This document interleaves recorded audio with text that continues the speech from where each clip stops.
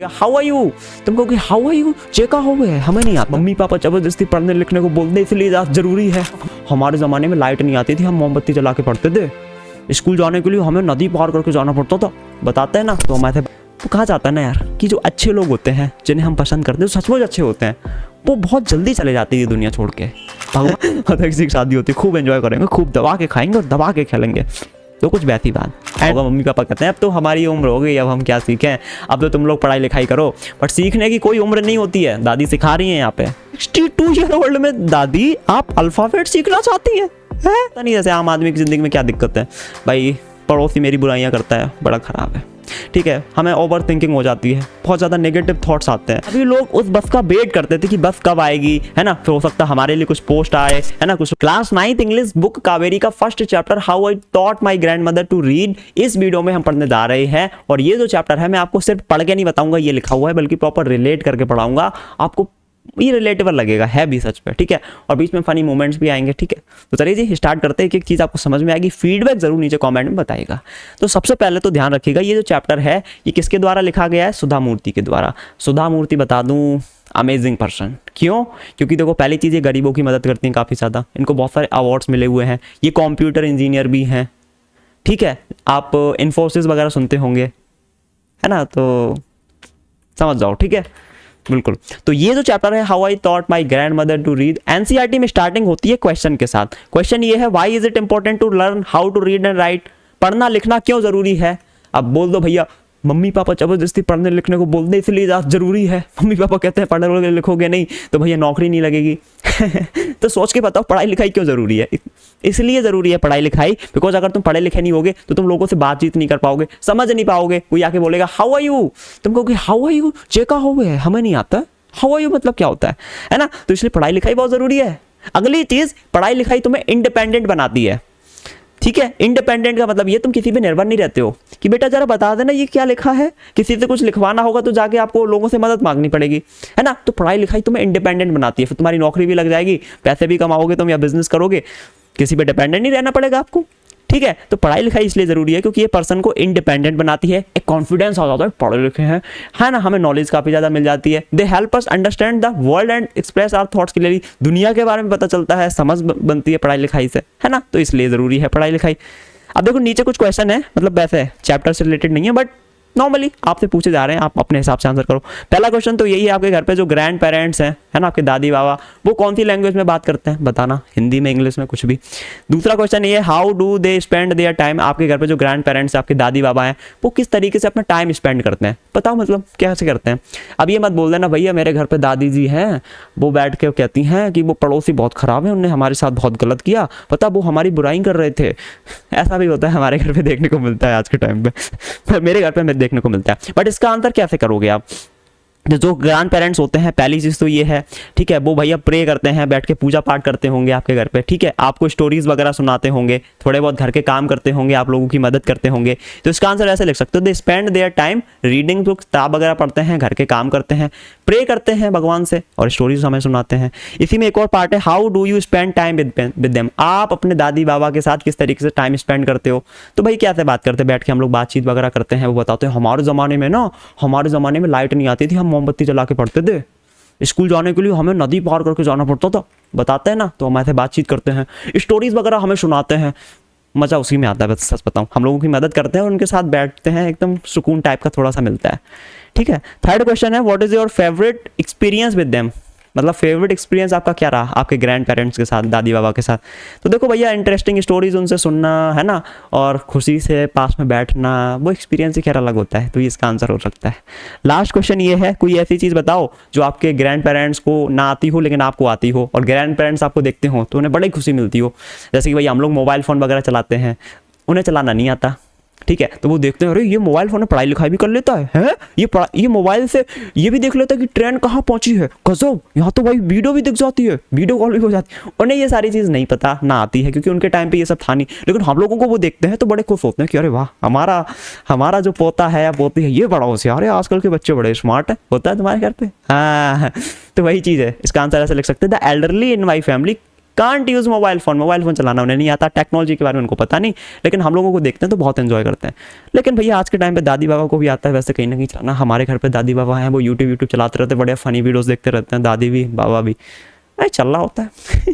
ठीक है जी, ओके आगे बढ़ते हैं। उसके बाद यहाँ पे कुछ आपको वर्ड्स दिए गए हैं, इनका मीनिंग पता होना चाहिए। चैप्टर जब हम आगे पढ़ेंगे ना, अभी चैप्टर अभी मेन चैप्टर यहाँ से स्टार्ट नहीं है, आगे से स्टार्ट है, बट यहाँ पे कुछ मीनिंग ये वर्ड्स हैं, इनका मीनिंग पता होना चाहिए, आगे यूज होगा। जैसे पहला वर्ड है प्रोटैगनिस्ट, तो प्रोटैगनिस्ट का मतलब होता है मैन कैरेक्टर, ये नीचे मैंने लिख रखा है। उसके बाद डिबेट हो गया, डिबेट का मतलब होता है डिस्कशन। ठीक है, चलिए जी पहले पढ़ लेते हैं यहाँ पे लिखा क्या है और मैं आपको मतलब बताते जाऊंगा। The casting for the protagonist of our school's annual play was done after a lot of debate, as many good actors had auditions for the role. तो भैया स्कूल में एक एनुअल प्ले होने जा रहा है, एनुअल फंक्शन वगैरह होता है ना, बिल्कुल। तो एनुअल प्ले के लिए प्रोटैगनिस्ट को फाइंड किया जा रहा है। प्रोटैगनिस्ट का मतलब होता है मैन कैरेक्टर, जैसे कोई मूवी देखते हो ना तो उसका एक मैन कैरेक्टर होता है ना। तो ऐसी जो एनुअल प्ले होने जा रहा है उसके लिए मैन कैरेक्टर को फाइंड करने के लिए, ढूंढने के लिए बहुत ज़्यादा डिबेट हुई। डिबेट का मतलब होता है डिस्कशन, किसी चीज़ के बारे में डिस्कशन करते हैं ना, तो मैन कैरेक्टर को ढूंढने के लिए बहुत ज़्यादा डिबेट हुई, डिस्कशन हुई। ठीक है, अब ऐसा क्यों हुआ डिबेट डिस्कशन इतना? As many good actors has audition for the role, क्योंकि बहुत अच्छे अच्छे एक्टर ने आके ऑडिशन दिया। अब भाई इनने भी अच्छा ऑडिशन दिया, इनने भी, अब किसको सिलेक्ट किया जाए? तो उसके ऊपर बहुत ज़्यादा डिबेट हुई कि मैन कैरेक्टर किसको लेना चाहिए। We have decided to present an episode, episode का मतलब होता है a part of a story. यहाँ पे लिख भी रखा होगा एपिसोड कहाँ, ये रहा, अ पार्ट ऑफ अ स्टोरी। इसकी स्टोरी बहुत बड़ी होती है, जैसे आप सीरियल देखते हो तो सीरियल तो बहुत बड़ा होता है, तो वो एपिसोड्स में आता है, एपिसोड 1, एपिसोड 2, एपिसोड 3, समझ रहे हैं? तो एपिसोड का मतलब होता है a part of a story. ठीक है, तो ये जो एनुअल प्ले होने जा रहा है जिसमें क्या था, वी हैव डिसाइडेड, हम लोगों ने डिसाइड किया एक एपिसोड प्रेजेंट करने का फ्रॉम एन इंस्पिरेशनल स्टोरी। एक इंस्पिरेशनल स्टोरी थी जिसको सुन के हम इंस्पायर हो जाते, वाह क्या स्टोरी है, बहुत बढ़िया, हमें कुछ सीखने को मिला। ठीक है, तो उसी का एक पार्ट स्टोरी का ये लोग प्ले कर रहे थे अपने, वही एनुअल फंक्शन वगैरह होते हैं स्कूल में। ठीक है, अब ये था क्या, ये स्टोरी था क्या जो ये एपिसोड प्ले करने वाले थे, वो बताया गया है। It was a live story of a group of children who worked with the community to spread literacy। तो ये इंस्पिरेशनल स्टोरी क्या थी जो ये लोग प्रेजेंट करने वाले थे? ग्रुप ऑफ चिल्ड्रन थे, ग्रुप होता ना सभी लोगों का, तो ऐसे काफी सारे बच्चे थे, उनका ग्रुप था। ठीक है, और ये बच्चे करते क्या थे, एक कम्युनिटी का मतलब होता है people living in one particular area. एक पर्टिकुलर एरिया में जो लोग रहते हैं ना, तो कहते हैं ये हमारी कम्युनिटी है, वो अलग कम्युनिटी है। ठीक है, तो ये बच्चे करते क्या थे, उन कम्युनिटी, एक पर्टिकुलर कम्युनिटी में जाके क्या स्प्रेड करते थे, लिटरेसी यानी कि शिक्षा, वही पढ़ाई लिखाई। ठीक है, तो ये बच्चे काम करते थे, ये स्टोरी है। Every day we reached school eagerly to practise with concentration. Concentration का मतलब होता है फोकस। तो जो भी ये रोल प्ले कर रहे थे, मतलब ये जो एनुअल प्ले था उसमें जो भी बच्चे पार्टिसिपेट कर रहे थे, सभी लोग हर दिन स्कूल में बहुत उत्सुकता के साथ पहुंचते थे प्रैक्टिस करने के लिए। जैसे 26 जनवरी के दिन आप लोग पार्टिसिपेट करते हो ना, है ना, तो वैसे ही यहाँ पे जो स्टूडेंट यहाँ पे पार्टिसिपेट कर रहे थे एनुअल प्ले में, सभी स्टूडेंट हर दिन अपने स्कूल बहुत ईगरली, बहुत उत्सुकता के साथ पहुंच जाते थे, भैया फिर से प्रैक्टिस करेंगे और अच्छे से करना है हमें। ठीक है, और पूरे कंसंट्रेशन के साथ प्रैक्टिस किया करते थे। ठीक है, बी वेटेड, हम लोगों ने बहुत ज्यादा इंतजार किया, ईगरली मतलब वही उत्सुकता के साथ, फॉर द फाइनल प्रेजेंटेशन, है ना। तो फाइनल प्रेजेंटेशन था उसके लिए हमने बहुत उत्सुकता से वेट किया, होता है ना भाई, जल्दी से भैया परफॉर्मेंस हम दिखाएं सभी लोगों को, है ना। All of us played our role in a very convincing manner, हम सभी लोगों ने बहुत कन्विंसिंग मैनर में अपने अपने रोल्स को प्ले किया। As our theatre teacher had guided us well, क्योंकि जो टीचर थे उन्होंने बहुत अच्छे से गाइड किया था। तो मतलब ये चीज़ लिखी गई है। अब यहाँ पे देख लेना, कन्विंसिंग का मतलब होता है बिलीवेबल। ये देखो लिख भी रखा है, कन्वेंशनल नहीं लिख रखा, इसका मतलब होता है बिलीवेबल, ध्यान रखना। कन्वेंसिंग का मतलब होता है बिलीवेबल, ऊपर मैंने लिख रखा है, लिखा हुआ है इसमें बुक में। ठीक है, कन्वेंशन होता है कि वो कन्वेंस बहुत जल्दी कर लेता है, मतलब इस तरीके से बात करता है भाई लोगों को विश्वास हो जाता है एकदम। तो कन्वेंसिंग का मतलब ये होता है। और गाइडेड का मतलब होता है डायरेक्शन, डायरेक्टेड मतलब डायरेक्शन देना, समझ रहे हैं। जैसे कि आप हो, खेलते भी हो, कूदते भी हो, कभी किसी लड़की से बात कर रहे हो, कभी कुछ कर रहे हो, कभी कुछ कर रहे हो, तो एक जो टीचर होता है वो प्रॉपर हमें गाइड करता है, बेटा ये यहाँ पे तुम्हें फोकस करना चाहिए, इस तरीके से अब यहाँ सीधे जाओ, है ना। तो वो मतलब होता है। अभी आगे स्टोरी पढ़ेंगे तो आप समझ जाएंगे। यहाँ से भैया फाइनल चैप्टर तुम्हारा स्टार्ट होता है। देखो एक एक चीज़ मैं आपको पढ़ा रहा हूँ, सारी चीज़ देखना, अब मजा आएगा। स्टार्ट करता है, ठीक है, आप फुल स्पीड में पढ़ेंगे। देखो जी, When I was a girl of about 12। अब यहाँ आई किसके लिए यूज हो रहा है? नैरेटर के लिए। कौन? सुधा मूर्ति जी। तो सुधा मूर्ति जी बता रही हैं जब मैं एक 12 साल की लड़की थी, ठीक है, जब सुधा मूर्ति जी जो ऑथर हैं इस चैप्टर के, नैरेटर हैं, जब वो 12 ईयर ओल्ड की थी उसके टाइम, उस समय की बात हो रही है। I used to stay in a village in north Karnataka with my grand parents. तो जो सुधा मूर्ति जी थी जब वो 12 साल की थी तब वो एक गांव में रहा करती थी नॉर्थ कर्नाटका में अपने ग्रैंड पेरेंट्स के साथ, यानी कि अपने दादी बाबा के साथ। Those days the transport system was not very good. उस समय जो ट्रांसपोर्ट सिस्टम था ना, ट्रांसपोर्ट सिस्टम मतलब समझ रहे हैं, जैसे कि ट्रक्स वगैरह आते हैं उसमें सामान भर के आता है, ट्रेन में सामान भर के आता है, तो जो ट्रांसपोर्ट सिस्टम था वो उतना अच्छा नहीं था उस समय। आज के समय पे तो बहुत अच्छा है भाई, अमेजोन से कोई भी चीज़ ऑर्डर करते हैं आ जाती है कुछ ही दिन में, कुछ ही समय में, लेकिन उस समय ट्रांसपोर्ट सिस्टम उतना अच्छा नहीं था।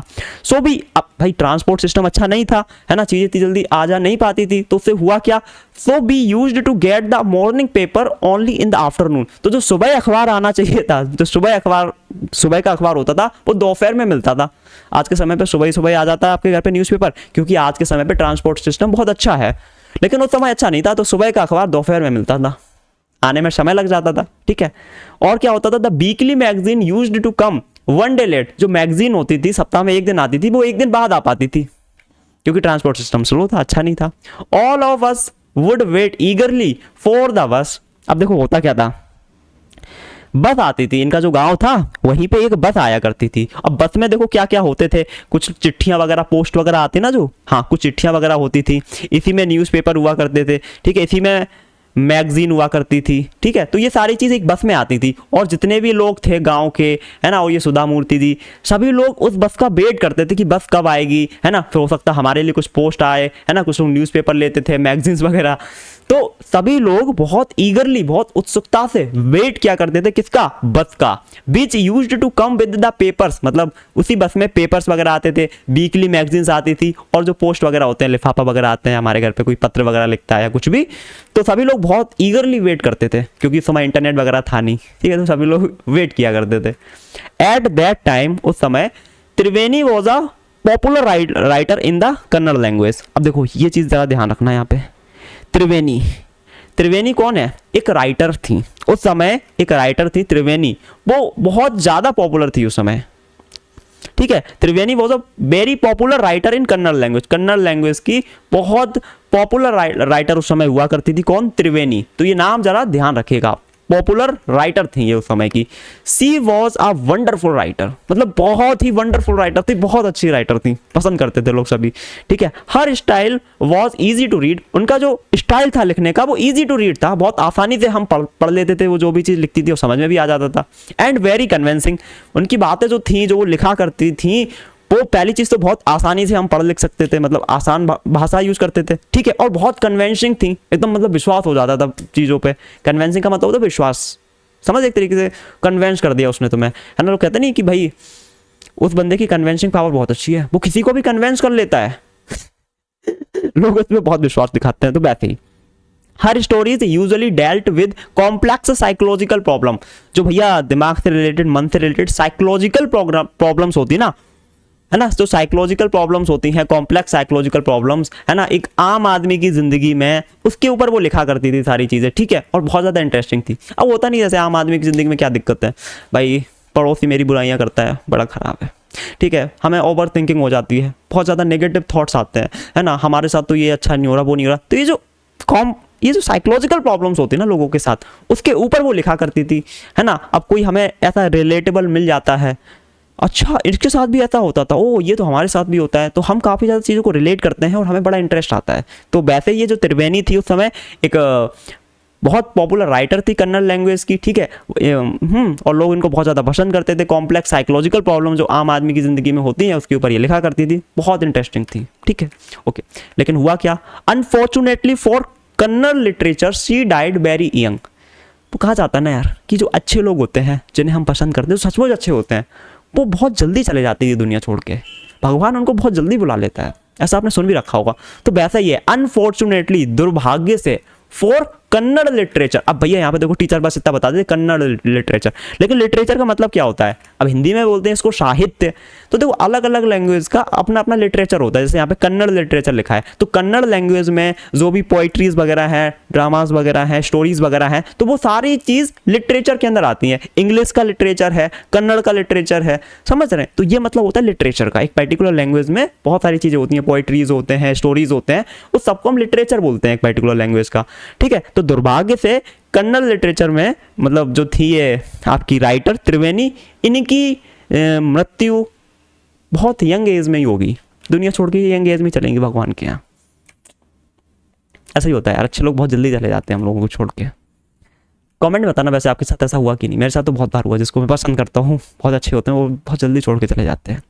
Even now after 40 years people continue to appreciate her novels. Author बता रही हैं सुधा मूर्ति जी कि आज भी 40 साल के बाद लोग आज भी उनके नॉवेल्स को एप्रिशिएट करते हैं, उनकी तारीफ करते हैं, प्रशंसा करते हैं, ठीक है। अब यहाँ पे देखो 40 साल तो ज्यादा हो चुके, लेकिन जब ये चैप्टर लिखा गया था, जब सुधा मूर्ति जी लिख रही थी, तो उस समय की बात हो रही है कि आज 40 साल के बाद भी लोग उनके नॉवेल्स को पसंद करते हैं। वो आज दुनिया में नहीं है, लेकिन उनके नॉवेल्स आज भी पढ़े जाते हैं, लोग उनको अप्रिशिएट करते हैं, ठीक है जी। One of our novel called Kashi Yatra, उनकी एक नॉवल है जिसका नाम है काशी यात्रा। बहुत समय उनकी नॉवल थी, was appearing as a serial in the Kannada weekly Karmaveera. देखो ऑथर क्या बता रही हैं, ऑथर बता रही हैं जो आपकी त्रिवेणी राइटर थी ना उस समय फेमस, तो उनकी एक नॉवल थी जिसका नाम था काशी यात्रा। इसको जरूर ध्यान रखना, इंपॉर्टेंट है। क्या नॉवल का नाम था? काशी यात्रा, जो कि किस में आती थी? वीकली मैगजीन थी, एक कर्मवीरा वीकली मैगजीन थी, सप्ताह में एक दिन कर्मवीरा एक मैगजीन आया करती थी, उस समय एज अ एपिसोड उसकी स्टोरीज आती थी काशी यात्रा की। जरा इसको ध्यान से समझ लेना भैया, तुम्हारी एक मैगजीन है कर्मवीरा, कौन सी है? कर्मवीरा। ये सप्ताह में सिर्फ एक दिन आया करती थी। अब कर्मवीरा मैगजीन में तो भैया बहुत सारी चीजें थी, है ना। तो इसी में जो काशी यात्रा थी त्रिवेणी जी की मैगजीन, इसके पार्ट्स आते थे इसी कर्मवीरा में, लाइक फर्स्ट पार्ट, फिर सेकंड, फिर थर्ड, वीकली आते थे ऐसे, है ना। तो भैया आज मतलब आया कर्मवीरा, आ जाए तो उसमें काशी यात्रा का फर्स्ट पार्ट था, फिर अगले सप्ताह आएगा सेकंड पार्ट, फिर थर्ड पार्ट आएगा। तो ऐसे कर्मवीरा मैगजीन थी, उसके अंदर काशी यात्रा के जो थे मतलब नॉवल थी, वो एज अ सीरियल आती थी। सीरियल मतलब समझ, जैसे एपिसोड 1 एपिसोड 2 ऐसे आती थी, ठीक है। तो उसको ध्यान रखिएगा। It is the story of an old lady. अब ये जो काशी यात्रा, ये जो नॉवल थी, इसमें स्टोरी क्या थी वो बताई जा रही है। इसमें एक स्टोरी थी एक ओल्ड लेडी की, एक बूढ़ी औरत की स्टोरी थी, and her ardent desire to go to Kashi. मतलब अर्डेंट का मतलब होता है, मतलब होता ना एक अंदर से बहुत ज्यादा, जिसको हिंदी में हम बोल सकते हैं तीव्र, प्रचंड, बहुत ज्यादा उनकी मतलब अंदर से डिजायर थी कहाँ जाने की? काशी जाने की, या जिसको हम वाराणसी भी बोलते हैं।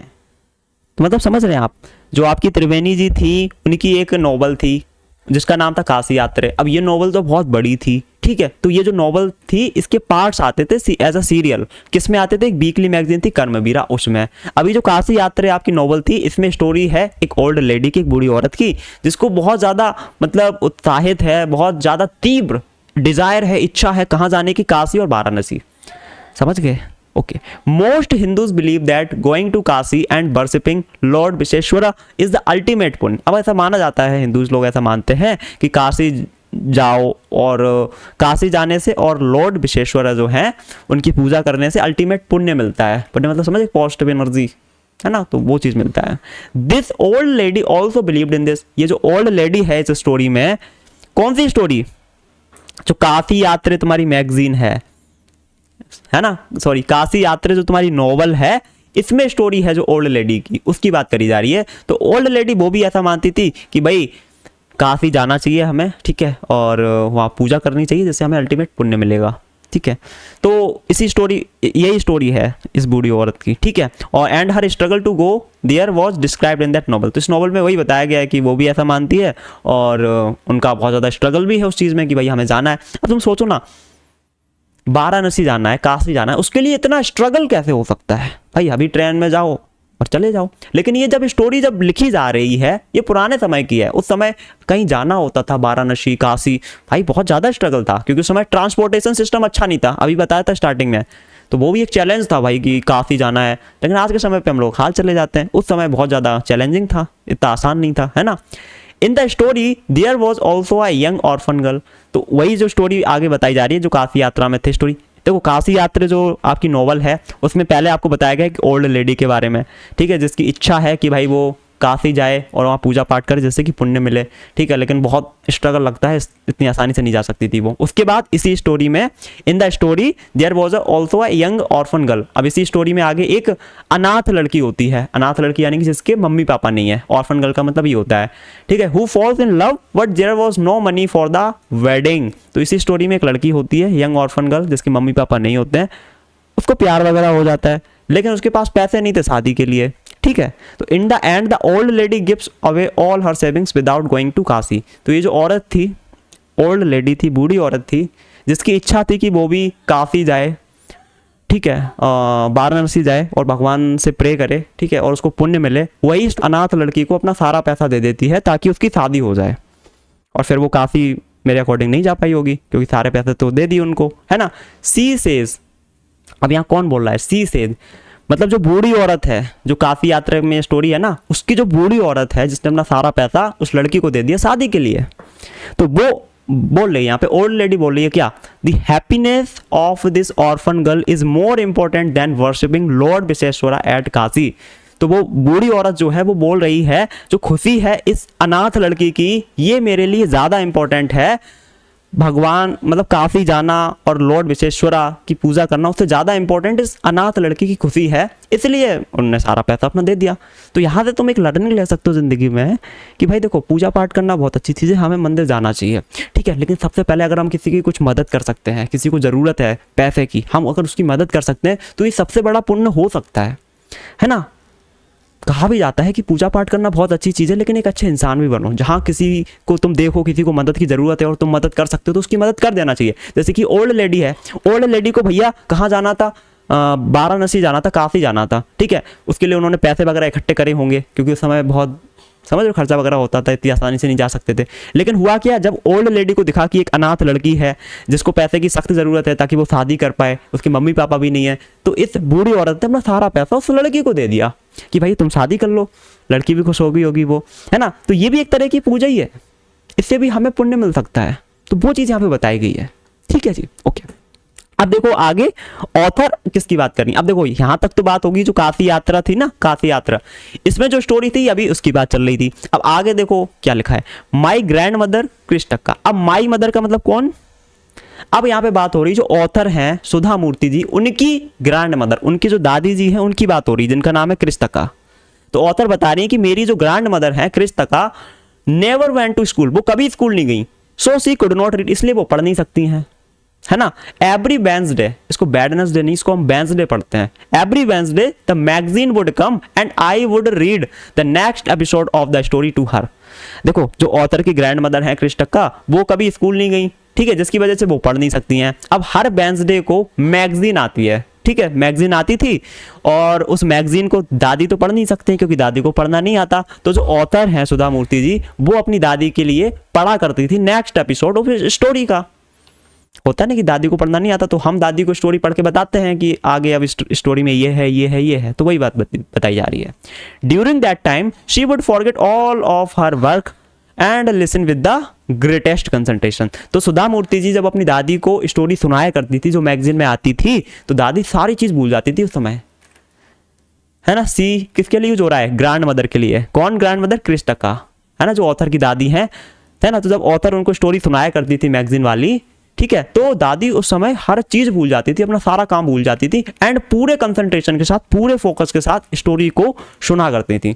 लेटर बाद में she could repeat the entire text bye हर, इतना ध्यान से सुनती थी कि वो अपने दिल से, मतलब बहुत अच्छे से सुनती थी, उनको हर चीज़ याद हो जाती थी, तो वो दोबारा उसी चीज़ को रिपीट भी कर सकती थी। होता ना एक चीज़ याद होगी अब तो हम पूरे दिल से, पूरे मन से वो चीज़ को दोबारा से रिपीट कर सकते हैं, वो बताई जा रही है बात, ठीक है। जैसे ये स्टोरी मैं आपको सुना रहा हूँ, बाद में आपको मुझे बहुत अच्छे से समझ में आ गई, अब मैं पूरे हार्ट से खुद भी इस चीज़ को बता सकता हूँ। वही चीज़ आगे लिखा है, my grand mother too never went to Kashi. जो ऑथर की ग्रैंड मदर है कृष्णक्का, वो भी कभी काशी नहीं गई, और जो वो नॉवल और वो जो नॉवल थी उसमें भी कुछ ऐसी स्टोरी थी, वो भी कभी काशी नहीं गई, है ना। And she identified her self with the novel's protagonist. तो जो नॉवल थी ना, जो नॉवल थी काशी यात्रा, जिसमें एक ओल्ड लेडी है वो कभी काशी नहीं गई, ठीक है। वैसे ही जो ऑथर की ग्रैंड मदर हैं वो भी कभी काशी नहीं गई, इसलिए वो अपने आप को देखती हैं एज अ नॉवल्स प्रोटैगनिस्ट। होता नहीं, तुम कोई स्टोरी पढ़ते हो, तुम कोई मूवी देखते हो, तो उसमें जो मैन कैरेक्टर होता है, हीरो होता है, काफी रिलेटेबल लगता है, कहते हैं अच्छा ये भी कभी काशी नहीं गया, हम भी नहीं गए, तो काफी एक रिलेटेबल वाली चीज हो जाती है। तो दादी जो है, जो वो सुनती हैं ऑथर से पूरी कहानी, मतलब वो दादी जी अपने आप को वैसे ही देखती हैं उस बूढ़ी औरत की तरह, ये भी कभी नहीं गई काशी, हम भी नहीं गए, है ना। तो वही बात लिखी गई है, सी आइडेंटिफाइड हर सेल्फ, वो अपने आप को कैसे देखती हैं, एज अ नॉवल प्रोटैगनिस्ट, ठीक है, मतलब काफी रिलेटेबल होता है। So more than anybody else she was the one most interested in knowing what happened next in the story and used to insist that I read the serial about her. तो जिसकी वजह से होता क्या था, तो दादी थी वो सबसे ज्यादा इंटरेस्टेड रहती थी किस चीज में, जानने में कि आगे स्टोरी में क्या हुआ, क्योंकि रिलेटेबल होते हैं ना। जैसे तुम्हारी अपनी जिंदगी है, तुम्हारी जिंदगी से मिलती जुलती जिंदगी अगर किसी की होती है तो तुम बहुत ज्यादा इंटरेस्ट दिखाते हो उस चीज में, अरे ये भी मेरे जैसा ही है, हाँ, फिर आगे क्या हुआ, आगे क्या हुआ, अरे ऐसा ही तो मेरे साथ हुआ था।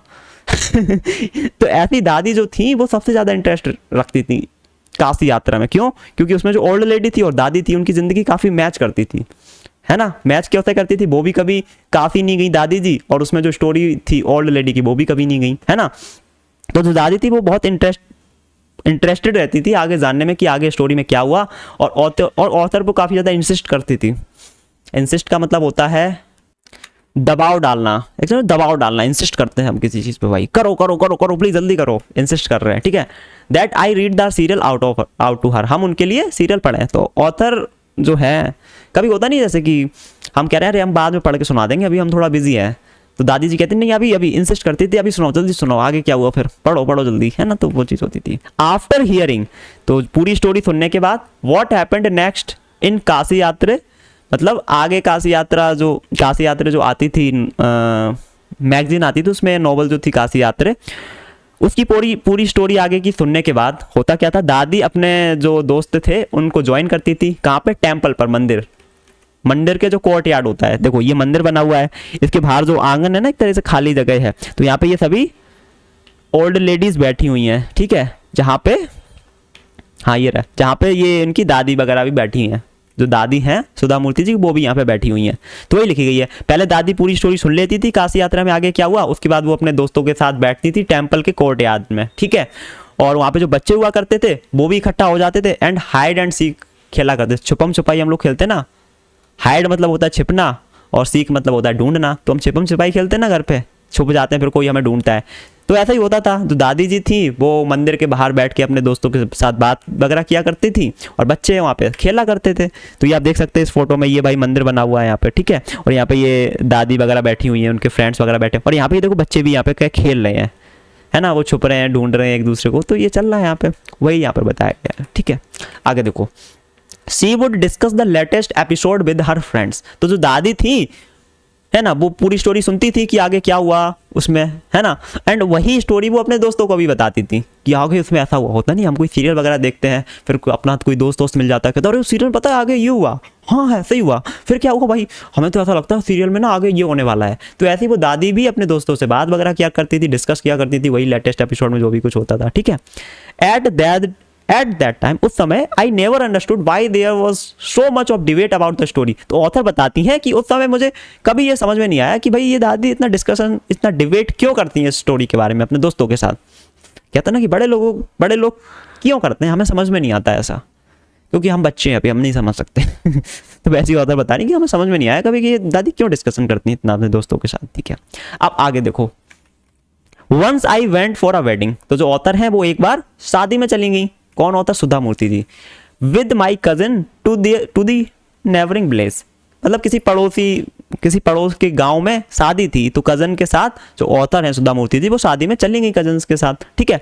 In those days a wedding was a great event, उस समय जो शादी हुआ करती थी उन दिनों वो एक ग्रेटेस्ट इवेंट, एक महान इवेंट हुआ करती थी, ठीक है, महान इवेंट, समझ रहे हो, बहुत बड़ी चीज थी उस समय शादी। तो शादी में गई ऑथर, फिर क्या हुआ, we children enjoyed ourselves thoroughly, ठीक है। तो जो भी वहाँ पे बच्चे थे, है ना, शादी वगैरह में जाते हैं तो हम पूरा एंजॉय करते हैं। तो जो बच्चे वहाँ पे थे उन्होंने खूब एंजॉय किया, हम सभी बच्चों ने, जहाँ ऑथर भी हैं सुधा मूर्ति जी, पूरा मतलब पूरा डूब के एंजॉय किया। शादी वगैरह में जाते हम लोग करते ही हैं, ठीक है। We would eat and play endlessly, मतलब एंडलेसली मतलब पूरी तरह से हमने खूब खाया वहाँ पे और खूब खेला। मतलब किसी की शादी होती है, खूब एंजॉय करेंगे, खूब दबा के खाएंगे और दबा के खेलेंगे, तो कुछ वैसी बात। एंडलेसली शेवरिंग, शेवरिंग का मतलब होता है enjoying it to the fullest, पूरी तरह से जितना खेल सकते थे, जितना एंजॉय कर सकते थे उतना हमने एंजॉय किया। शेवरिंग द फ्रीडम, ना मतलब अपनी जो उस समय फ्रीडम मिली हुई थी उसका हमने पूरा एंजॉय किया, ठीक है। अब ऐसा क्यों? Because all the elders were busy, देखो बड़े सभी लोग बिजी थे, शादी वगैरह थी तो बड़े लोग बिजी थे काम काज में, तो बच्चों को पूरी फ्रीडम मिली थी भाई, खूब उन्होंने खाया पिया एंजॉय किया पूरी तरीके से। होता है ना, बड़े लोग बिजी हैं तब तक हम खूब मजे मार लेते हैं। अब बड़े लोग होते हैं वो टोकते रहे, ऐसा नहीं करना वो टूट जाएगा, ये क्या कर रहे हैं तू, होता है घर पे टोकते रहते हैं लोग। हम लोग क्रिकेट खेल रहे हैं, बॉल नहीं लगनी चाहिए, कांच टूट जाएगा, बट बड़े लोग बिजी थे तो पूरा एंजॉय किया अपनी फ्रीडम को।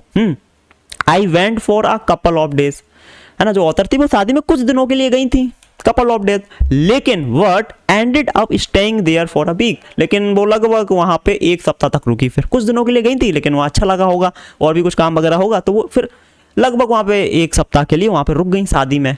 अब समझिएगा, दादी जी घर पे अकेली हैं, है ना, और यहाँ पे ये शादी में चली गई ऑथर। अब देखो आगे क्या है। When I came back to my village, अब जो ऑथर है सुधा मूर्ति जी वो अपने गांव वापस आई। I saw my grandmother in tears, तो जो दादी जी थी उनकी, है ना, उनके आंखों में आंसू थे। आंसू क्यों थे अब वो पता चलेगा तुम्हें। I was surprised, जो सुधा मूर्ति जी हैं वो सरप्राइज हुई अपनी दादी को, दादी की आंखों में आंसू, वो सरप्राइज हो गई एकदम, यार ये कैसे, आश्चर्यचकित रह गई। For I had never seen her cry even in the most difficult situations, तो जो ऑथर है सुधा मूर्ति जी, उनकी जो दादी है कृष्णका, ऑथर बता रही हैं कि मैंने उनकी आंखों में कभी आंसू नहीं देखे। बुरी से बुरी कंडीशन आई, बुरी से बुरी डिफिकल्ट से डिफिकल्ट सिचुएशन आई, बहुत मुश्किल समय आया, कठोर समय आया, लेकिन कभी अपने दादी की आंखों में हमने आंसू नहीं देखे। होता है ना, कुछ लोग ऐसे जिंदगी में होते हैं जो कभी नहीं रोते, कितना ही बुरा टाइम आ जाए, कितनी उनको पेन हो रहा हो, दर्द हो रहा हो, कुछ भी हो जाए वो रोते नहीं, लेकिन जब उनकी आंखों में हम एकदम से आंसू देखते हैं तो हम एकदम सरप्राइज रह जाते हैं, इनकी आंखों में आंसू आज तक नहीं देखे भाई, आज कैसे आंसू आ गए। तो ऑथर जो थी वो सरप्राइज हो गई कि मेरी दादी जी की आंखों में आंसू कैसे आया, इनकी आंखों में कभी आंसू नहीं देखे मैंने आज तक, कितनी बुरी सिचुएशन हो, है ना। व्हाट हैड हैपेंड, क्या हुआ होगा, क्यों आंखों में आंसू हैं। आई वॉज वरीड, ऑथर परेशान हो गई। अब ऑथर यहाँ पे कहती है दादी से, अबा इज एवरीथिंग ऑलराइट। अब्बा यूज होता है, मतलब एक तरीके से आगे लिखा है यहाँ पे, ठीक है, मम्मी के लिए यूज होता है कन्नड़ लैंग्वेज में। अब्बा इज एवरीथिंग ऑलराइट, क्या सब ठीक है, आर यू ओके, क्या आप ठीक हैं। आई यूज टू कॉल हर अब्बा, हाँ, तो ऑथर उनको अब्बा बोलती थी। अब्बा का मतलब होता है मदर, है ना, इन कन्नड़ स्पोकन इन, है ना, तो कन्नड़ जो बोली जाती है नॉर्थ कर्नाटका में, वहां पे अब्बा का मतलब होता है मदर, मम्मी, ठीक है। जब ऑथर ने कहा, जो सुधा मूर्ति जी उन्होंने कहा अब्बा क्या सब ठीक है, आप ठीक हो क्या, तो जो दादी थी सी नॉडेड, नॉडेड का मतलब होता है इस तरीके से कि आप ठीक हैं, तो दादी ने ऐसे ही कहा लेकिन कुछ बोली नहीं। She nodded but did not reply, ऐसे कि आप ठीक हैं लेकिन कुछ बोली नहीं। इसका मतलब क्या होता है कि आदमी सचमुच अंदर से बहुत परेशान है ना, लेकिन बताना नहीं चाह रहा। She nodded but did not reply, I did not understand, तो ऑथर समझ नहीं पाई कि एग्जैक्टली हुआ क्या, and forget about it, and मैं भूल गई फिर उसके बारे में क्या था, ठीक है। In the night after dinner, रात हुई, है ना, और डिनर करने के बाद we were sleeping in the open terrace, है ना, ऑफ आवर हाउस, तो उस समय देखो लाइट वगैरह उतना घर पे नहीं आती होगी, ठीक है, तो रात को डिनर करके, गर्मियों का मौसम था तो औरत छत पे जाके सो गई, फिर सभी लोग सो गए घर पे जाके, घर की जो छत होती है टेरेस, ठीक है। It was a summer night थी गर्मियों में, अब सर्दियों में थोड़ी ना छत पे सोएंगे, तो पूरा बताया जा रहा अच्छी तरीके से। हम लोगों ने नाइट हुई, हमने डिनर किया, फिर हम छत पे सो गए अपने घर की छत पे सभी लोग, है ना, गर्मियों का मौसम था उस समय। And there was a full moon, full moon का मतलब पूरा चंद्रमा निकला हुआ था, ये देखो निकला हुआ, तो थोड़ी छत पे रोशनी भी थी, है ना, हम देख सकते थे। अब हुआ क्या, होता वहां पे सो गई। अवा कैम, जो दादी जी थी वो आई and sat next to me, और मेरे बगल में बैठ गई, मतलब ऑथर के बगल में आके दादी जी बैठ गई। हर अफेक्शनेट हैंड्स टच्ड माई फॉरहेड, तो ऑथर थी वो ऐसे लेटी हुई थी, तो दादी जी थी उनके जो अफेक्शनेट हैंड यानी कि प्यार से भरे हुए हाथ, उनके जो फॉरहेड थी उस पर इस तरीके से करते, हम करते नहीं ऐसे, तो ऐसे ही दादी जी आती हैं, जो ऑथर लेटी हुई थी उनके प्यार भरे हाथों से ऐसे करती हैं, समझ रहे हो। आप समझ रहे हो ना, फील कर पा रहे होगे मैं क्या बोलना चाह रहा हूँ, है ना। उनको उनके फोरहेड को टच करती है, ये फोरहेड है हमारा। I realized she wanted to speak, तो ऑथर जो है सुधा मूर्ति जी वो समझ गई दादी कुछ बोलना चाहती हैं मेरे से। आई आस्क्ड हर, मैंने उनसे पूछा दादी से, व्हाट्स द मैटर, क्या मामला है बताइए। ठीक है, ओके। तो अब यहाँ पे दादी जी बोल रही हैं, क्रिश टक्का जी, ठीक है, जो ऑथर की दादी हैं, बोल रही हैं when I was a young girl, जब मैं यंग लड़की थी, यंग, है ना, आई लॉस्ट माई मदर, तो मैंने अपनी माँ को खो दिया, मतलब माँ की मृत्यु हो गई थी जब वो यंग थी तभी। समझे, काफी sad moment. There was nobody to look after and guide me, तो उनकी मम्मी की मृत्यु हो गई तो उनको सही दिशा देने के लिए, उनकी देखभाल करने के लिए कोई नहीं था उस समय। समझ रहे, कोई नहीं था। मतलब माँ की बहुत ज़्यादा ज़िंदगी में कीमत होती है। जब तक आपके माँ बाप जिंदा हैं उनकी रिस्पेक्ट करिए। उनसे जैसे होते ना आप लोग उल्टा सीधा बोलते हैं ना, इतना थोड़ा नहीं समझते, तो थोड़ा समझिए अपने पेरेंट्स को, ठीक है। कुछ समय के लिए मिले हुए हैं, जब मम्मी पापा नहीं रहते ना दुनिया में, तब हमें उनकी इंपॉर्टेंस समझ में आती है, ठीक है। तो दादी बता रही कि जब वो यंग लड़की थी, उनकी मम्मी दुनिया में नहीं रही, उनको छोड़ के चली गई, छोड़ के चली गई इन द सेंस उनकी मृत्यु हो गई, उन्होंने अपनी माँ को खो दिया, है ना। उसके बाद जो दादी जी थी कृष्ण का, उनकी देखभाल करने के लिए, उनको गाइड करने के लिए कोई नहीं था। उनके जो पिता थे, my father was a busy man, तो दादी बता रही कि मेरे जो पिता थे वो बिजी थे, काफ़ी ज़्यादा बिजी मैन थे, और उन्होंने फिर से शादी कर ली थी, ठीक है। In those days people never considered education essential for girls, तो उस समय जब दादी यंग गर्ल थी, उन्होंने अपनी माँ को खो दिया, उस समय लड़कियों की जो एजुकेशन है, लड़कियों को पढ़ाने लिखाने पे उतना ज़्यादा जोर नहीं दिया जाता था, एक एसेंशियल चीज़ नहीं थी, एक ज़रूरी चीज़ नहीं थी, ठीक है। इतना ज़्यादा एजुकेशन पे फोकस नहीं किया जाता था लड़कियों की, आज के टाइम पे किया जाता है, ठीक है। So I never went to school, तो इसलिए जो कृष्ण का थी दादी थी उनकी, वो कभी स्कूल नहीं जा पाई। दादी बता रही इसलिए मैं कभी स्कूल नहीं जा पाई। I got married very young, जब मैं बहुत यंग थी तभी मेरी शादी हो गई, उसके बाद बच्चे भी हो गए, ठीक है। उसके बाद वो बिजी हो गई, है ना, बच्चे हो जाते फिर काम बहुत सारे हो जाते हैं। Later I had grandchildren, यानी कि बच्चों के भी बच्चे हो गए जिसको पोता पोती बोलते हैं, ठीक है। अब हमें दादी बन गई फिर, है ना। And always felt so much happiness in cooking and feeding all of you, उसके बाद तो मतलब आप ही सभी लोगों को, है ना, जो हमारे बच्चे थे और जो पोता पोती थी, उनके लिए खाना बनाना, उनको खिलाना, अच्छा बना के खिलाना, उसी में हमें बहुत ज़्यादा आनंद, बहुत ज़्यादा खुशी मिला करती थी, ठीक है। At times I used to regret not going to school, है ना, कभी कभी मतलब बीच में दादी बता रही है कि मुझे बहुत ज़्यादा रिग्रेट भी होता था, पछतावा भी होता था स्कूल ना जाने का, कि स्कूल क्यों नहीं गए। इसलिए भाई तुम्हें भी पछतावा होगा आगे चल के, अगर पढ़ोगे लिखोगे नहीं, कि काश उस समय पढ़ लेते। अभी 9th है ना, अभी अगर अच्छे से नहीं पढ़ोगे फिर रिजल्ट आएगा, फिर क्या होगा आपके साथ, समझ रहे हैं। फिर पछताओगे, यार काश पढ़ लिया होता, हाँ घर पे पिटाई होगी, भाई नंबर कम आए तुम्हारे, हैं, काश पढ़ लिया होता उस समय, है ना। तो उसको रिग्रेट बोलते हैं। तो दादी कह रही कभी कभी रिग्रेट होता था हमें भी कि हम स्कूल क्यों नहीं गए।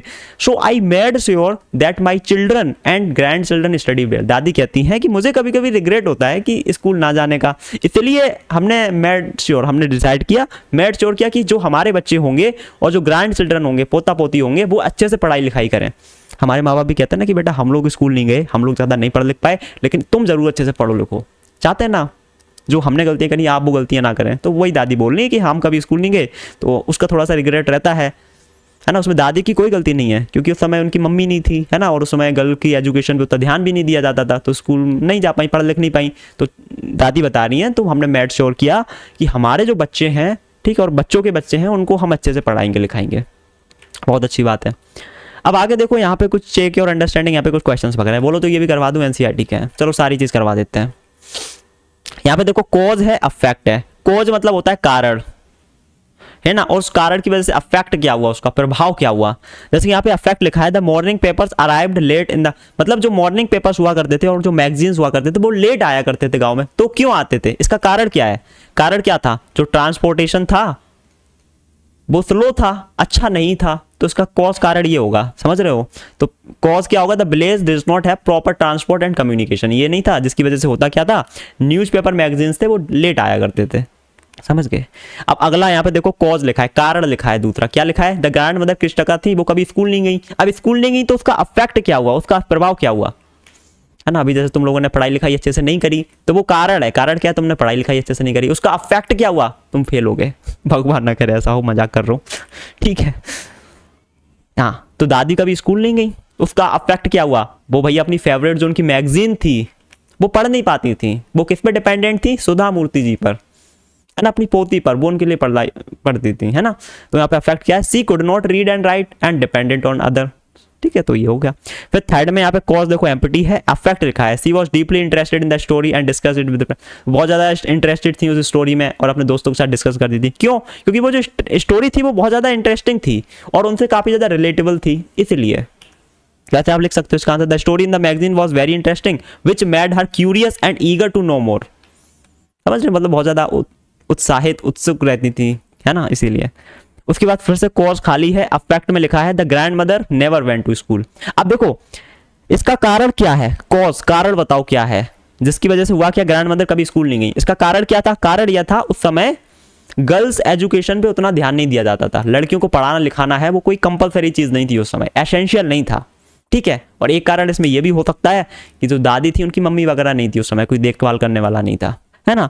तो ये देखो फिफ्थ वाले में लिखा भी है, कौन सा था, 50 वाला था ना, in her childhood there was no opportunity और encouragement for her to go to school, है ना, उस समय इतना नहीं था इनकरेजमेंट कि स्कूल भेजा जाए। कॉज देखो क्या लिखा है, the grandmother regretted not going to school, grandmother को रिग्रेट हुआ, पछतावा हुआ कि वो स्कूल नहीं जा पाई, है ना। तो उसका अफेक्ट क्या हुआ, उसका अफेक्ट ये हुआ कि दादी ने वहाँ पे फिर डिसाइड नहीं किया था, अभी मैंने जब आपको पढ़ाया था ना कि दादी ने फिर डिसाइड किया कि जो हमारे बच्चे होंगे और बच्चों के बच्चे होंगे हम उनको अच्छे से पढ़ाएंगे लिखाएंगे, है ना, उसका अफेक्ट ये हुआ। तो उसमें ऐसे लिख सकते हो, सी felt sad and wished she could read and right like others, अपने अकॉर्डिंग देखो लिख सकते हो, यहाँ पे ये क्या ही लिखा है, ठीक है। आई could not understand why my 62-year-old grand mother was telling me, a 12-year-old author बोल रही है, आई कुड नॉट अंडरस्टैंड, मैं समझ नहीं पाई मेरी 62-year-old दादी मुझे इतनी रात में अपनी स्टोरी क्यों बता रही है कि जब मैं यंग थी तो ये हमारे साथ हुआ, हम पढ़ लिख नहीं पाए, है ना, क्यों अपनी लाइफ, वो भी बीच रात में। लेकिन ऑथर कहती है व्हाट आई न्यू, लेकिन मुझे पता था, I loved her immensely, immensely मतलब एक्सट्रीमली, मैं जानती हूँ मैं अपनी दादी से बहुत ज़्यादा प्यार करती हूँ, ठीक है। And there had to be some reason, पक्का कोई रीज़न रहा होगा जिसकी वजह से, why she was talking to me, पक्का कोई रीज़न है जिसकी वजह से ये सारी चीज़ बात मेरे को दादी बता रही थी, कुछ तो रीज़न रहा होगा। हाँ, रीज़न क्या था कि दादी पढ़ना लिखना चाहती थी इसलिए वो अपनी स्टोरी बता रही थी। I looked at her face, तो ऑथर सुधा मूर्ति हैं, उन्होंने अपनी दादी की चेहरे की ओर देखा। इट वॉज अनहैप्पी, वो बहुत ज़्यादा दुखी थी, उनकी आंखों में आंसू थे, आंसुओं से भरी हुई थी उनकी आंखें। She was a good looking lady who was usually always smiling, author बता रही है वो दादी जो हमारी थी ना वो एक बहुत अच्छी गुड लुकिंग लेडी थी, बहुत सुंदर अच्छी गुड लुकिंग लेडी थी, हमेशा हंसती रहती थी। आज ऑथर ने उनको रोते हुए देखा तो थोड़ा लगता है यार ये इंसान कभी रोता नहीं है, आज तो उनकी आंखों में आंसू भरे हुए हैं। तो वही ऑथर बता रही है, even today I cannot forget the worried expression on her face, author बता रही कि आज भी वो चेहरा जो था दादी का, बरीड एक्सप्रेशन, परेशान दुखी, वो मैं भूल नहीं पाई। होता ना कभी कोई इंसान हमेशा हंसता रहता है लेकिन एक दिन उसको तुम रोते हुए देखते हो तो कभी भूल नहीं पाते वो चेहरा, यार पहली बार उस इंसान की आंखों में आंसू देखे भूल नहीं पाते। तो वही ऑथर बता रही कि आज भी वो एक्सप्रेशन भूल नहीं पाई मैं अपनी दादी का। आई लीन्ड फॉरवर्ड, वो आगे झुकी अपनी दादी की तरफ, एंड हेल्ड हर हैंड, और उनका हाथ पकड़ा, किसने, ऑथर ने अपनी दादी का, ठीक है। होता नहीं कोई रो रहा है तो हम उसका हाथ पकड़ते हैं उसको समझाते हैं, तो वैसे ही ऑथर ने यहाँ पे किया। ऑथर कह रही हम, ऑथर ने बोला क्या, अबा डोंट क्राई, अबा आप रोइए मत, व्हाट इज द मैटर, क्या मामला है, can I help you in any way, क्या मैं किसी प्रकार आपकी मदद कर सकती हूँ। ऐसे हम लोग भी करते हैं ना, कोई रो रहा होता है तो उसका हाथ पकड़ के क्या वो बताओ क्या मैटर है, क्या मामला है, क्या मैं कोई हेल्प कर सकता हूँ आपका। बिल्कुल वैसे ही ऑथर ने बोला। अब दादी बोल रही यहाँ पे, दादी क्या बोल रही, यस हाँ, आई नीड योर हेल्प, मुझे आपकी हेल्प की जरूरत है। You know when you were away, तुम्हें पता है जब तुम जब दूसरे गाँव कहीं कोई शादी थी वहां चले गए थे, जब तुम अवे थे, दूर थे मेरे से, कर्मवीरा कैम एज यूजुअल, जो कर्मवीरा थी मैगजीन वो वैसे ही आई जैसे हर बार आती थी लेकिन तुम थे नहीं उस समय। आई ओपनड द मैगजीन, तो दादी बोल रही कि मैंने मैगजीन को खोला। I saw the pictures that accompanies the story of Kashi यात्रा, मैंने वो पिक्चर्स देखी उस मैगजीन में जो काशी यात्रा के साथ थी, मतलब होती ना जैसे कि तुम्हारी कोई बुक वगैरह भी होती है मैगजीन वगैरह, तो यहाँ पे कुछ टेक्स्ट वगैरह लिखा होता है, साइड में फोटोज वगैरह पिक्चर्स वगैरह लगी होती हैं। तो वही दादी बता रही हैं कि मैंने मैगजीन को खोला, उसमें बहुत सारी पिक्चर्स थी वो मैंने देखी, है ना, जो कि काशी यात्रा से रिलेटेड थी, लिखा हुआ था। तो दादी बहुत ज़्यादा इंटरेस्टेड रहती थी कि आगे क्या हुआ स्टोरी में, वो पढ़ना चाह रही थी लेकिन ऑथर थी नहीं जो उनके लिए पढ़ती थी, तो दादी इसलिए दुखी परेशान थी क्योंकि वो पढ़ नहीं पा रही थी क्या हुआ आगे, है ना। तो आगे वही लिखा है, and I could not understand anything that was written. तो उसमें जो भी चीज़ लिखी थी वो मैं समझ ही नहीं पा रही थी क्या लिखा है, क्योंकि पढ़ी लिखी नहीं थी दादी। Many times I rubbed my hand over the pages. अब हम ये है, देखो ये मैगजीन है, ठीक है, इसमें काशी यात्रा जो नॉवेल थी उसका पूरा स्टोरी लिखा हुआ है। अब दादी उसमें पिक्चर्स वगैरह को टच कर रही हैं, पेज को टच कर रही हैं, लेकिन समझ ही नहीं पा रही है क्या लिखा है, समझने की कोशिश कर रही पूरी, है ना, क्योंकि बहुत ज़्यादा इंटरेस्टेड रहती थी वो। तो दादी को कुछ भी समझ में नहीं आ रहा था। विशिंग दे कुड अंडरस्टैंड, उसको हम समझ सकें क्या लिखा है, दादी ने पूरी कोशिश करी। फिर दादी कहती है but I knew it was not possible. दादी कहती है लेकिन मुझे पता था, मैं श्योर थी कि मुझे कुछ भी ये पॉसिबल नहीं है कि मुझे समझ में आए। If only I was educated enough, मतलब अगर मैं पढ़ी लिखी होती तो उसको समझ पाती, बट पढ़ी लिखी तो वो थी नहीं, है ना। I waited eagerly for you to return. दादी कह रही है कि मैंने तुम्हारा बहुत मतलब उत्सुकता के साथ, बहुत ईगरली मैंने तुम्हारा इंतजार किया कि तुम वापस आओगी, है ना, फिर मेरे लिए वो पढ़ोगी, उसमें क्या लिखा हुआ है, आगे की स्टोरी बताओगी, है ना। I felt you would come early and read for me, है ना। मैं ऐसा दादी बोल रही कि मैंने फील किया, मुझे लगा कि तुम जल्दी आ जाओगी और मेरे लिए वो पढ़ोगी। I even thought of going to the blaze and asking you to read. मतलब दादी, समझ रहे हो दादी कितनी उत्सुक थी। दादी कह रही कि मुझे ऐसा फील हुआ कि तुम जल्दी वापस आ जाओगी शादी से और फिर मेरे लिए पढ़ोगी, उसमें क्या आगे लिखा है। यहाँ तक कि दादी कह रही मैंने ये भी सोचा कि मैं खुद जहाँ ऑथर गई हुई थी शादी में, मैं खुद वहाँ दूसरे गाँव चली जाऊँ तुम्हारे पास और वहाँ तुमसे पूछूँ कि मेरे लिए पढ़ दो ये। मतलब दादी कितनी उत्सुक थी। I could have asked someone in the blaze, है ना, मतलब दादी कह रही कि हम गांव में किसी से और भी मदद मांग सकते थे कि हमारे लिए पढ़ दो, इसमें क्या लिखा है, आगे की स्टोरी क्या हुआ, है ना, ऐसा दादी कर सकती थी गांव में और भी लोगों के साथ। But I was too embarrass, लेकिन दादी कह रही थी कि बहुत शर्म लग रही थी। होता ना कि हम कुछ चीज़ें ऐसी होती हैं जिसमें हम एम्ब्रेसमेंट फील करते हैं ना, एकदम हमें थोड़ा सा बुरा लगता है, एकदम शर्म टाइप की लग रही होती। तो दादी को वही लग रही थी, कह रही मदद तो हम और भी लोगों से मांग सकते हैं, गाँव में जाके बोल सकते हैं, लेकिन थोड़ा सा अंदर से शर्म लग रही थी, ठीक है। आई फेल्ट वेरी डिपेंडेंट, दादी बता रही है मैं बहुत ज़्यादा डिपेंडेंट फील कर रही थी कि मैं दूसरों पे कितना ज़्यादा निर्भर हूँ। एंड हेल्पलेस, है ना, हेल्पलेस बहुत, समझ रहे हो मतलब कैसा फील होता है, असहाय। तो दादी वैसे ही बोल रही जैसे आप किसी चीज़ पे डिपेंड होते हो बहुत ज़्यादा, तो थोड़ा बुरा लगता ना कि हमेशा हम किसी पे डिपेंड हैं। हेल्पलेस फील कर रही थी बहुत ज़्यादा। अब दादी को शर्म क्यों लग रही थी, बाकी लोगों से क्यों मदद नहीं मांग पा रही थी वो गाँव के लोगों से, अब वो लिखा है आगे। We are well off, well off का मतलब है रिच, है ना, हम मतलब दादी कह रही कि हम अच्छे खासे फैमिली से बिलोंग करते हैं, ठीक है, हम हमारे पास अच्छा खासा पैसा है, सब कुछ ठीक ठाक है वैसे, है ना। What use is money when I cannot be independent. ये बहुत इंपॉर्टेंट बात लिखी है यहाँ पे। दादी क्या बोल रही कि हम लोग वेल ऑफ हैं, ठीक है, हम लोगों पे अच्छा खासा पैसा, हर एक चीज़ है, किसी चीज़ की वैसे ज़रूरत नहीं है। But what use is money, लेकिन उस पैसे का क्या यूज़ है, क्या उपयोग है जब हम इंडिपेंडेंट ही नहीं है। तो यहाँ पे जो ऑथर है ना, यहाँ पे सिर्फ पढ़ना नहीं है इसको कि पढ़ लिया बस समझ गए। दादी बोली कि भाई हम बहुत अच्छा खासा फैमिली से हम हैं, लेकिन उस पैसे का क्या ही यूज़ जिससे हम इंडिपेंडेंट नहीं हो सकते हैं। तो यहाँ पे एक तुम्हें लाइफ लेसन दिया जा रहा है कि पैसे का तुम करोगे क्या exactly.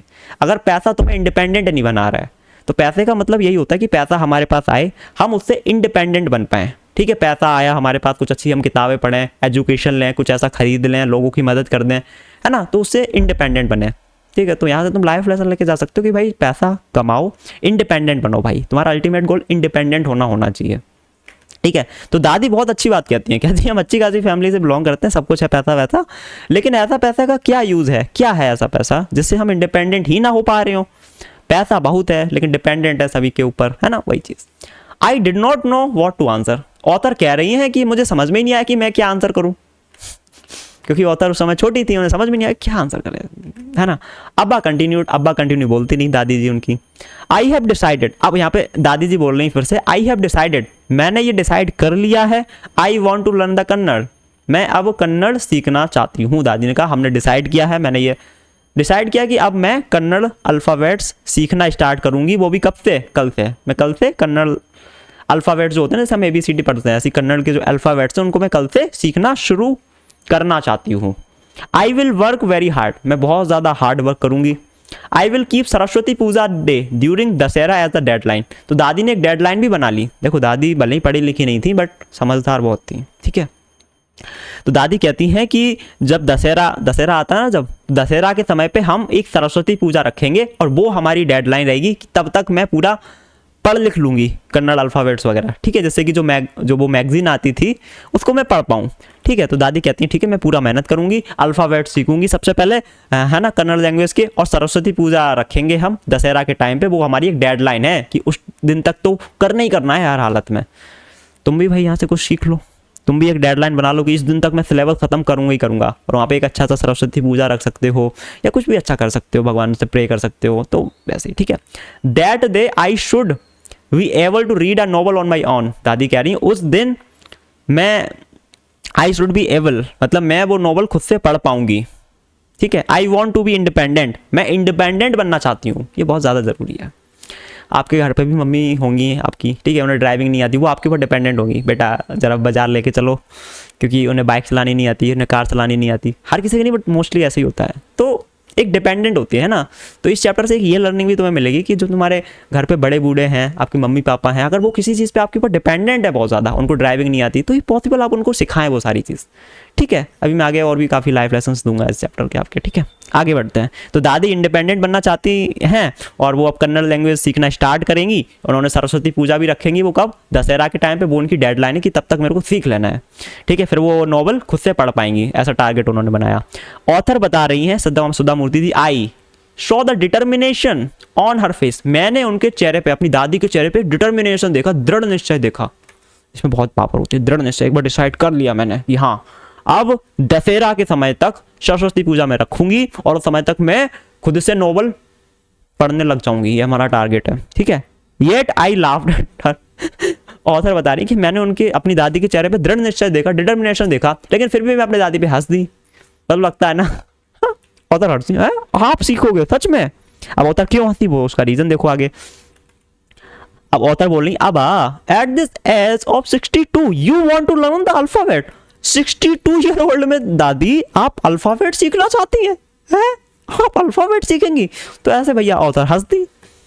All your hair is grey, आपके सभी बाल ग्रे हो चुके हैं। योर हैंड्स आर रिंकल्ड, आपके हाथों पे झुर्रियां आ चुकी हैं दादी। आप चश्मा पहनती हैं, आप इतना ज्यादा किचन में काम करती हैं, और फिर भी आप अल्फाबेट सीखेंगे इस उम्र में, तो थोड़ी हंसी आ जाती है, ठीक है। तुम भी ध्यान रखना, कुछ भी जिंदगी में तुम एक्स्ट्रा ऑर्डिनरी करोगे, समझ रहे, तो लोग ऐसा थोड़ा सा मतलब हंसते हैं, ठीक है, थोड़ा होता है, तो उसमें बुरा नहीं मानना होता है। अब देखो दादी कितना समझदार है, दादी बहुत समझदार है, भले ही पढ़ी लिखी नहीं है बट वो समझदार, एक्सपीरियंस, देखो कैसे। Childishly I made fun of the old lady, author बता रही मैंने, मतलब चाइल्डिशली मतलब बच्चे की तरह मैंने उनका मजाक बना दिया, उस बूढ़ी औरत का, मतलब अपनी दादी का।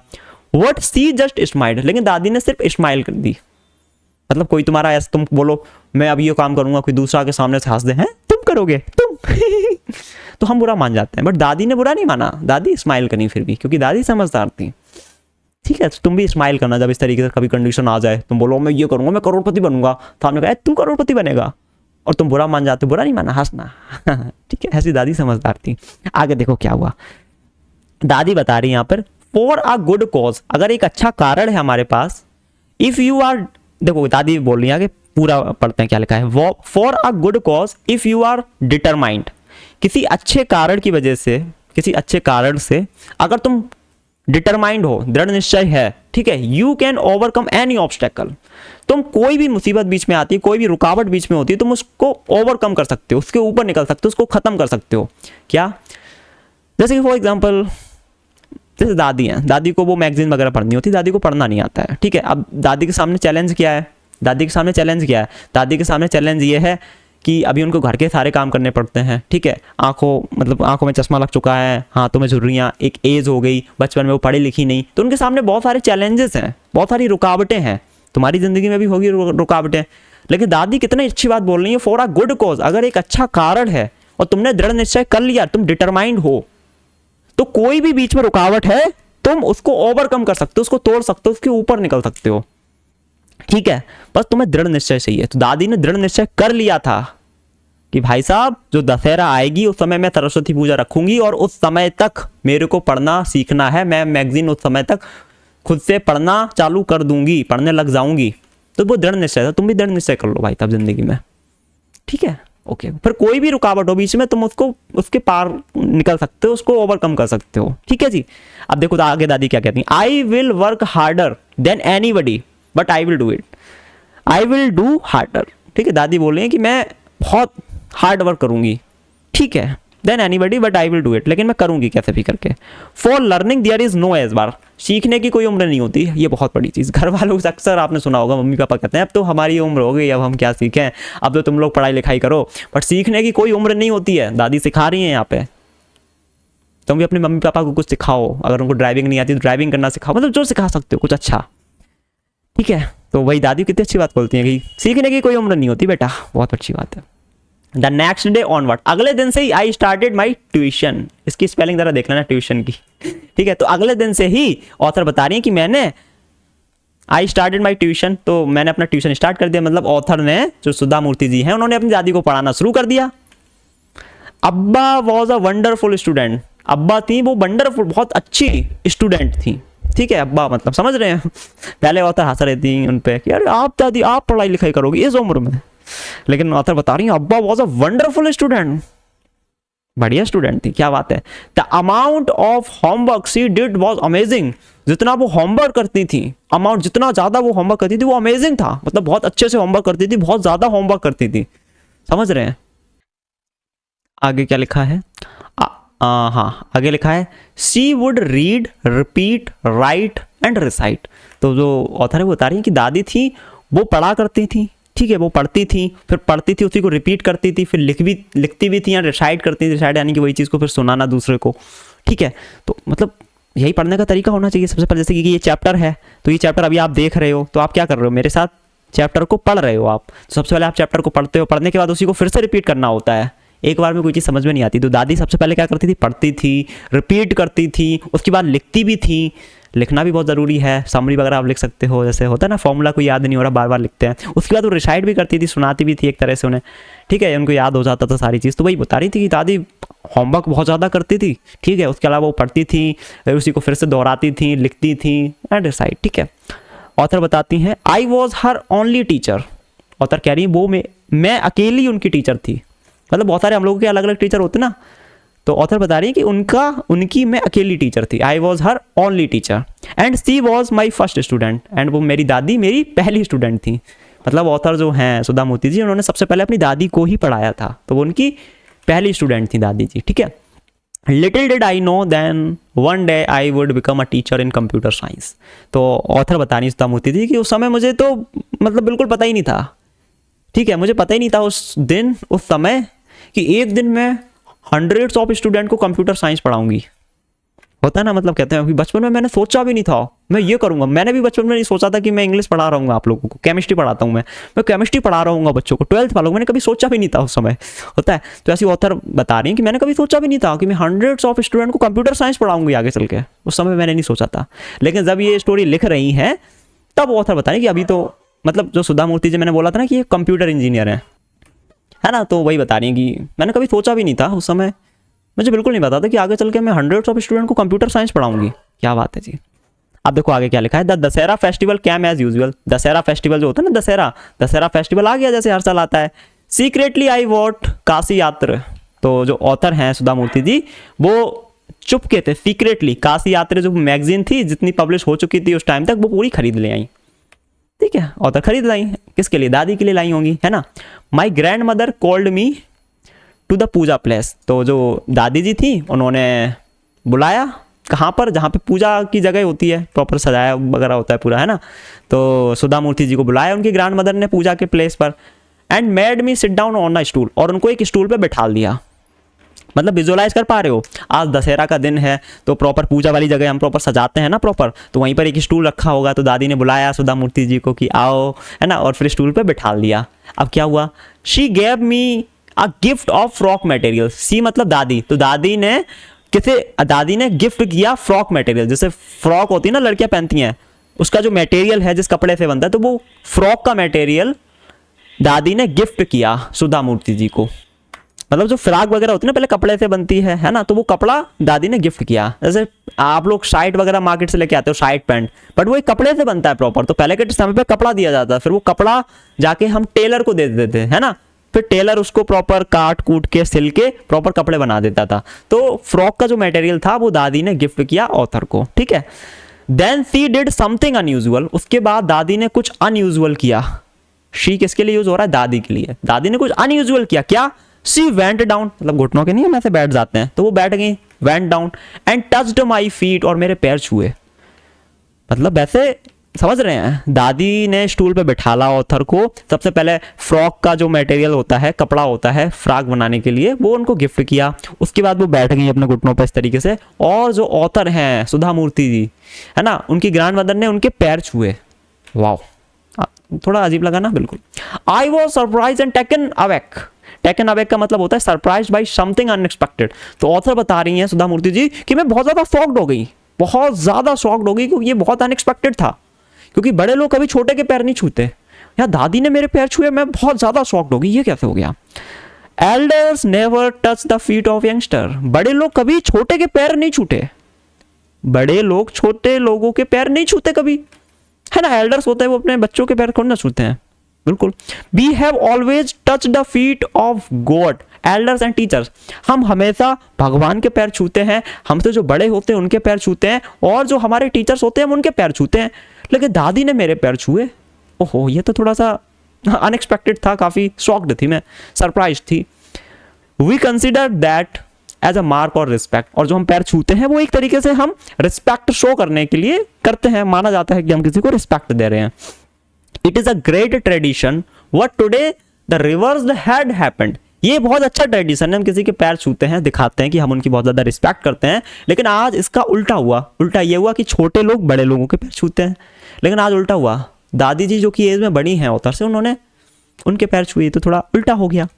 इट वॉज नॉट करेक्ट, ये सही नहीं है, ऑथर बोलती है, ठीक है, अपनी दादी को। अब देखो दादी क्या कह रही है। सी सेड, दादी ने कहा, क्या कहा? I am touching the feet of a teacher, मैं अपने टीचर के पैर छू रही हूँ। दादी ने कहा कि तुम्हारी बात बिल्कुल सही है जो बात बोल रही तुमने, कि हम हमेशा बड़ों के पैर छूते हैं, भगवान के छूते हैं और टीचर के छूते हैं। तो दादी ने कहा कि मैं अपने टीचर के पैर छू रही हूँ। Not my grand daughter, grand daughter, अपनी पोती के पैर नहीं छू रही हूँ, मैं टीचर के पैर छू रही हूँ। A teacher who taught me so well, एक टीचर जिसने मुझे बहुत अच्छे से, है ना, मेरे को पढ़ाया, है ना, with so much of affection that I can read any novel confidently in such a short period. तो दादी कहती हैं कि मैं अपने ग्रैंड डॉटर के पैर नहीं छू रही हूँ, अपनी पोती के पैर नहीं छू रही हूँ, मैं टीचर के पैर छू रही हूँ, जिस टीचर ने मुझे बहुत अच्छे से पढ़ाया, बहुत प्यार से पढ़ाया, ठीक है, जिसकी वजह से आज मैं कोई भी नॉवल बहुत कॉन्फिडेंटली पढ़ पाऊंगी, मतलब पढ़ पा रही हूँ, क्योंकि वो सीख चुकी थी कन्नड़ लैंग्वेज उस समय, अब वो खुद से पढ़ सकती हैं, है ना। तो वो अपने टीचर के पैर छू रही हैं, ये बोल रही वो, ठीक है। नाउ आई एम इंडिपेंडेंट, दादी कह रही है अब मैं इंडिपेंडेंट हूँ, है ना। किसकी वजह से? अपनी पोती की वजह से, जिसने उनको पढ़ना लिखना सिखाया, ठीक है। It is my duty to respect a teacher, ये हमारी ड्यूटी है, ये मेरी ड्यूटी है कि मैं अपने टीचर की रिस्पेक्ट करूं।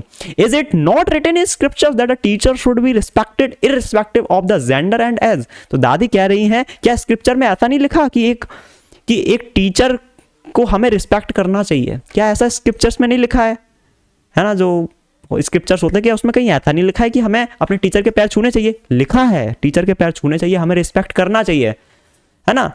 अब टीचर का भाई देखो दो चीजें, irrespective of the gender and age, जो हमारा टीचर है उसका जेंडर क्या है हमें वो नहीं देखना चाहिए, एज क्या है हमें उससे फर्क नहीं पड़ना चाहिए, टीचर टीचर है और टीचर की हमें रिस्पेक्ट करना चाहिए, ये दादी बोल रही है, ठीक है। तो दादी तो मतलब पहले ऑथर को लगा कि अरे मैं इनसे छोटी हूँ, ये मेरे पैर छू रही हैं, लेकिन दादी कहती नहीं, मैं तुम्हारे पैर नहीं छू रही, मैं अपने टीचर के पैर छू रही हूँ। और स्क्रिप्चर्स में क्या ऐसा नहीं लिखा है कि हमें अपने टीचर के पैर छूने चाहिए, रिस्पेक्ट करनी चाहिए? बिल्कुल करनी चाहिए, स्क्रिप्चर्स में ऐसा लिखा हुआ है ना। टीचर का जेंडर क्या है, एज क्या है, उस पर हमें ध्यान ना देते हुए हमें टीचर की रिस्पेक्ट करनी चाहिए, है ना। बिल्कुल। आगे लिखा है, आगे ऑथर बोलती हैं आई यूज हो रहा है सुधा मूर्ति जी के लिए, ठीक है। I did return her namaskar to her by touching her feet. तो जो ऑथर हैं सुधा मूर्ति जी, उन्होंने उनको जो नमस्कार किया था दादी ने, उसको लौटाया कैसे? अपने दादी के उन्होंने पैर छुए, ठीक है। पहले दादी ने सुधा मूर्ति जी के पैर छुए एज अ टीचर, ठीक है, मतलब अपने टीचर के पैर छुए एक तरह से। फिर जो सुधा मूर्ति जी उन्होंने अपने दादी के पैर छुए, ठीक है, बिल्कुल। And gave my gift to my first student, और जो वो पूरी नॉवल लेके आई थी, ठीक है, काशी यात्रा की, वो ऑथर बता रही कि हमने अपने फर्स्ट स्टूडेंट को गिफ्ट में दे दी, दादी के लिए ही लेके आई थी, दादी उनकी फर्स्ट स्टूडेंट थी, तो अब वो उनका मतलब सब कुछ वो उन्होंने सीख लिया था पढ़ना लिखना। तो सुधा मूर्ति जी जो नॉवल लेके आई थी काशी यात्रा, वो उन्होंने अपने फर्स्ट स्टूडेंट यानी कि दादी को दे दी गिफ्ट में, ठीक है, उनके पैर भी छुए। She opened it and read immediately, ठीक है। तो दादी ने उसको खोला गिफ्ट को, ठीक है, उसमें नोवेल निकली वही काशी यात्रे। तो दादी तुरंत उसको इमिडिएटली पढ़ा, टाइटल काशी यात्रे वाई त्रिवेणी एंड पब्लिशर्स ने, है ना। अब दादी पढ़ सकती थी तो दादी ने तुरंत उसको खोला, है ना, उसमें काशी यात्रे नोवेल थी तो उसको तुरंत उसका टाइटल पढ़ा, काशी यात्रे वाई त्रिवेणी, क्या बात है। पब्लिशर का नाम था वो भी पढ़ा, है ना। मतलब दादी पढ़ सकती थी। अब होता है ना कि हम एकदम से जैसे तुम हो भाई, तुम्हें गाड़ी चलानी नहीं आती, तुम एकदम से गाड़ी चलाना सीख गए, ठीक है। अब कोई तुम्हारे लिए एकदम गाड़ी गिफ्ट में लेके आए, भाई लो गाड़ी लो, तुम एकदम बैठोगे बढ़िया से बैठोगे, अब तो हमें चलानी आती है ना। तो वैसी दादी को गिफ्ट किया उन्होंने नोवेल, ठीक है, ऑथर ने। तो दादी ने फटाक से उसको खोला और तुरंत पढ़ा, उसका जो टाइटल था काशी यात्रे, है ना, त्रिवेणी के द्वारा, है ना, और पब्लिशर का नाम आगे लिखा है आई न्यू, ऑथर बता रही मैं जानती हूँ, then that my student had passed with flying colours, ठीक है। अब ये ईडियम है, पास्ड विद फ्लाइंग कलर्स। तो ऑथर बता रही है कि मैं जानती हूँ जो मेरा पहली स्टूडेंट है, मेरी दादी जी, वो बहुत मतलब अच्छे मार्क्स से पास हुई हैं। उन्होंने बहुत मेहनत करी है और अच्छे मार्क्स अचीव करी हैं, अच्छी ग्रेड मिली उन्हें, है ना। तो ये वैसे लिखा गया है यहाँ पर। बस ये सुधा मूर्ति द्वारा लिखा गया था। ये चैप्टर यहीं पे ख़त्म होता है, ठीक है। अब इस चैप्टर से तुम्हें क्या सीखने को मिला, तुम अपनी ज़िंदगी में क्या सीख सकते हो, उससे ज़रा थोड़ा सा बात करते हैं। इस चैप्टर में बस इतना ही था। दादी जी थी, ठीक है, दादी जी बहुत ज़्यादा इंटरेस्टेड थी काशी यात्रा पढ़ने में, ठीक है, लेकिन वो पढ़ नहीं पाती थी। तो जो उनकी पोती थी, ग्रैंड डॉटर थी, वो पढ़ के उनको सुनाती थी, ठीक है। लेकिन जब वो ग्रैंड डॉटर जो मतलब जो पोती थी उनकी वो नहीं थी, वो कहीं शादी में चली गई, तो दादी पढ़ नहीं पाई, है ना, स्टोरी वगैरह उसमें जो भी लिखी थी। तो दादी सैड हुई, है ना। तो जो ग्रैंड डॉटर थी उसने पढ़ना लिखना सिखाया अपनी दादी को, है ना। फिर दादी ने पैर छुए एज अ टीचर, है ना। तो मतलब चीज़ ये है कि जो पढ़ाई लिखाई है वो हमारी ज़िंदगी में बहुत ज़्यादा ज़रूरी है, ठीक है। पढ़ना लिखना हमें चाहिए, वो बहुत ज़रूरी है। अगर पढ़ोगे लिखोगे नहीं तो दूसरों पर डिपेंडेंट रहोगे तुम, भले ही कितना ही पैसा हो, लेकिन अगर पढ़ोगे लिखोगे नहीं, नॉलेज नहीं होगी, एक्सपीरियंस नहीं होगा, तो तुम दूसरों पर डिपेंड रहोगे भाई, ठीक है। अगली चीज़, नॉलेज लेने की कोई उम्र नहीं होती, ठीक है। कभी भी ये मत बोलना कि मैं 50 साल का हो गया, अब क्या पढ़ूंगा, लेकिन अब तो मैं बूढ़ा हो गया, ऐसा नहीं। पढ़ने की कोई उम्र नहीं होती, पढ़ने लिखने की। कुछ भी तुम्हें सीखना है, पढ़ना लिखना है, किसी भी एज में पढ़ो लिखो सीखो। अगली चीज़, मतलब मैं अपनी तरफ से बता रहा हूँ कि आपके घर पर जो बड़े बुजुर्ग हैं, ठीक है, अगर कोई चीज़ ऐसी है जिसमें वो आपके ऊपर डिपेंडेंट है, उन्हें फ़ोन चलाना नहीं आता है, कोई भी चीज़, तो आप उनको सिखाइए, ठीक है। आप सिखाइए ताकि वो इंडिपेंडेंट हो, आपके ऊपर डिपेंड ना रहे, ठीक है। वैसे मैं बता देता, मैं अपनी मम्मी को गाड़ी चलाना सिखाऊंगा, भी उन्हें चलानी नहीं आती, ना गाड़ी ना बाइक कुछ, जस्ट आई एम थिंकिंग कि मैं उनको कार चलाना सिखाऊंगा। तो ये सारी चीज़ें हैं। कैसा लगा ये चैप्टर आप नीचे कमेंट में बताइएगा, ठीक है। कहीं कुछ मेरे से गलती हुई हो कुछ तो उसके लिए मैं माफ़ी चाहूँगा, भाई इंसान हूँ, गलती हो सकती है। आप अपना फीडबैक नीचे कमेंट में जरूर दीजिएगा और बहुत जल्द इसका जो अगला पार्ट है, जो पोएम है, वो मैं अपलोड करूँगा इस चैनल पर, ठीक है। इस वीडियो में इतना ही, उम्मीद करता हूँ पसंद आएगी। पसंद आई हो आप लाइक करें, चैनल को सब्सक्राइब करें, साथ ही बेल आइकन को प्रेस। इस वीडियो में इतना ही, मिलते हैं एक और नई वीडियो में। Till then take care, bye bye.